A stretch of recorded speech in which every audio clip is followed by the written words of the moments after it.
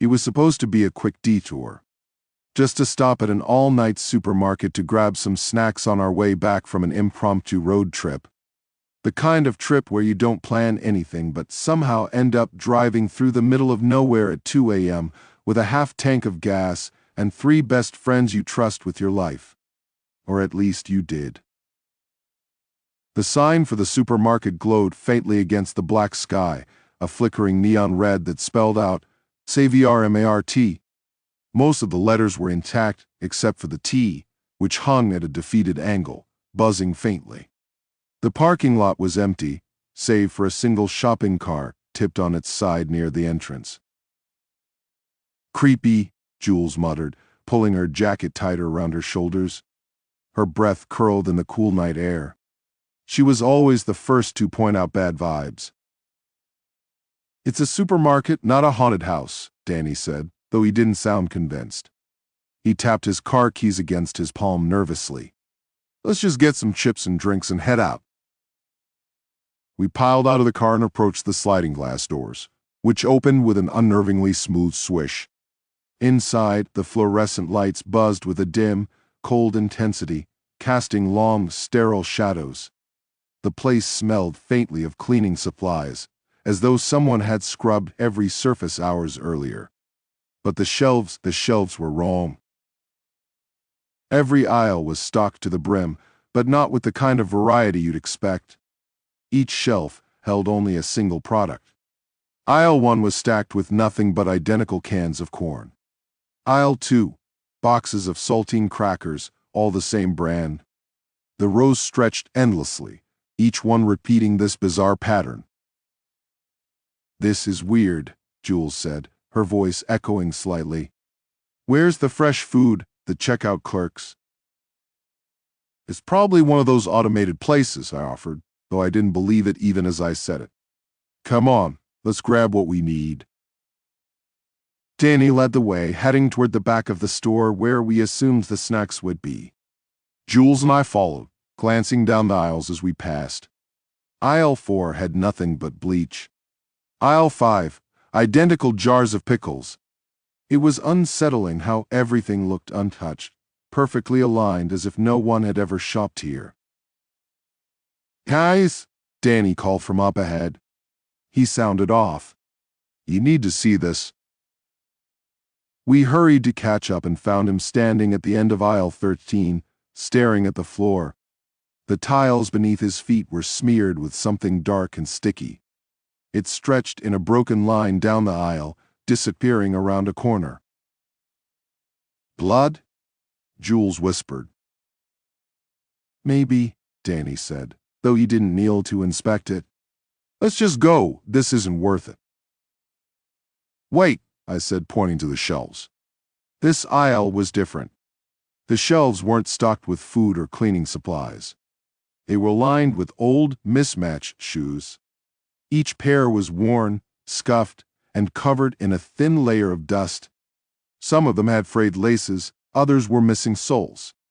It felt like we had stumbled into someone's lost and found from hell. Jules grabbed my arm. "Why is this here? This doesn't make any sense." I didn't have an answer, but the oppressive silence around us was suddenly unbearable. "Let's get out of here," I said. "Forget the snacks."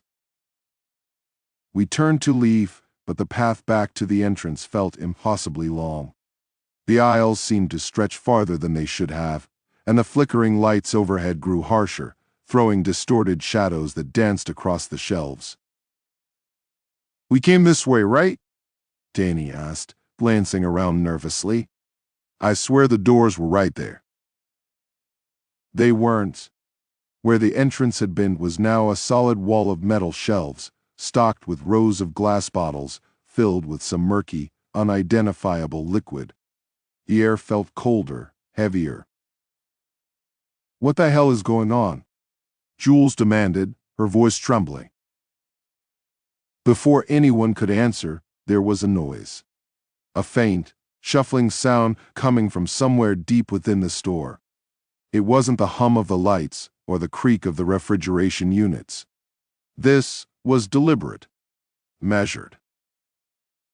Someone's here, Danny said, his voice barely above a whisper. Hey, who's there? No response.